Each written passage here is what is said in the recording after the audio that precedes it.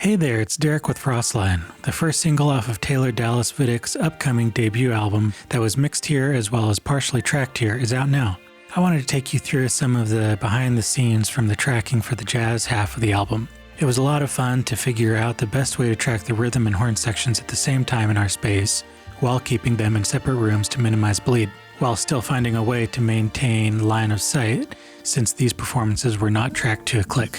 I set up the rhythm section in the main tracking room with Taylor in the vocal booth, and then I set up the lounge for the 3 horn players. To keep the line of sight, we set up cameras and screens in each room with a live feed of each room displayed. Now let's talk about the mics. Starting with Taylor in the vocal booth, we used the Flea C12. Once we were done tracking the foundation takes with the full band, we moved on to the final vocals. I also used a Neumann 47 FET and a KU5A depending on the song.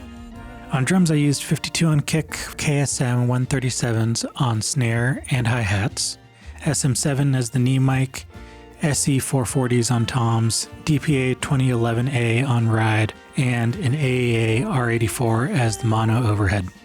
The overheads changed up a little bit throughout the session, but this is what I used for the majority of the tracking. On upright bass, we had a Sennheiser 416 shotgun mic and a Neumann 47 FET. I could not believe how good the 416 sounded on the upright bass. It ended up being the primary source used in the mix. On the guitar amp, I used a Neumann TLM 103. It's become one of my go-to mics for quieter amps and cleaner guitar tones. It has great transient response for this application, and the lows and mids are really clear and pleasant without being muddy. For room mics, I used a Sennheiser Ambio in the mid-room position and the Cascade ribbons in Blumline as the far stereo. In the lounge where the horn section tracked, I alternated between a Sennheiser 441 and 421 on trumpet, an RE20 on saxophone, and an MD 421 on trombone.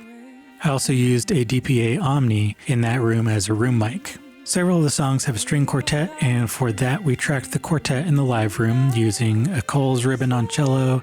We used a 103 and an R84 on the violins and a 103 on the viola, along with the Blumline rooms and the Ambio room. Thanks for watching this reel. I hope you like it. Please head over to Taylor Dallas Vidic's socials to stay up to date with everything she's got going on and listen to her new single, Trash Birds, recorded and mixed here at Frostline Studios.